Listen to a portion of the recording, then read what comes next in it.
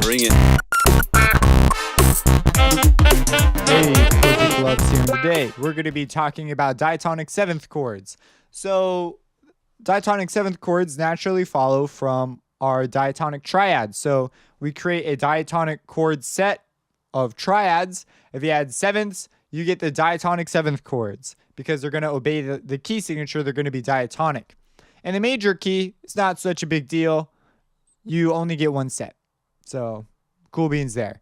The quick interesting note, there is no fully diminished 7 chord in a major key diatonically.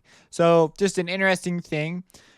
This stuff, now you might be going, wow, do I have to like memorize all these notes and the scale names and stuff? And if you think back about it a little bit, you should already be able to build these like no problem.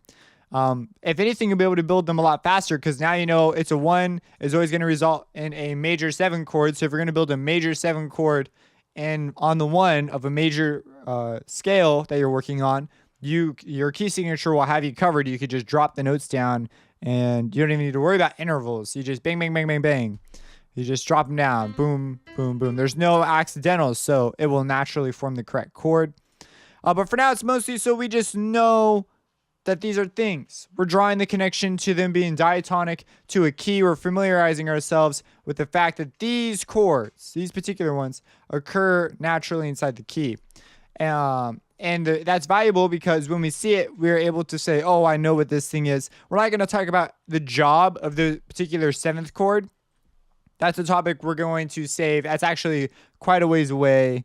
So we are not going to worry about that for right now.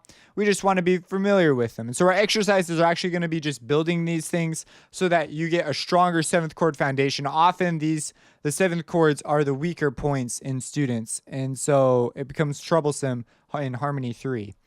So, okay. So yeah, just no fully diminished 7th chord, just a little weird. And then over here we have, because the 6th in scale degree, 6 and 7 in a minor mode, right? Those are variable. We actually get 16 possible 7th chords in the minor mode. So I actually only show you sort of the big ones, the common ones. So these are the common ones that we will use. And keep in mind, just a friendly reminder, we use a major 5 chord when working in a minor mode. And then take some time. So this is just a little exercise. Take some time to compare the two sets of diatonic chords. And then my example, I've already mentioned it, is there's no fully diatonic diminished 7 chord, no fully diminished 7 chord that occurs diatonically in the major key. So say, hey, that's kind of interesting. While the minor, and the minor mode has that. So it's right here, bang. Notice that the 5-7 is the same. So look at that, they're the same. It's an anchor point that occurs throughout tonal harmony. We will learn more about this point going on later down the line.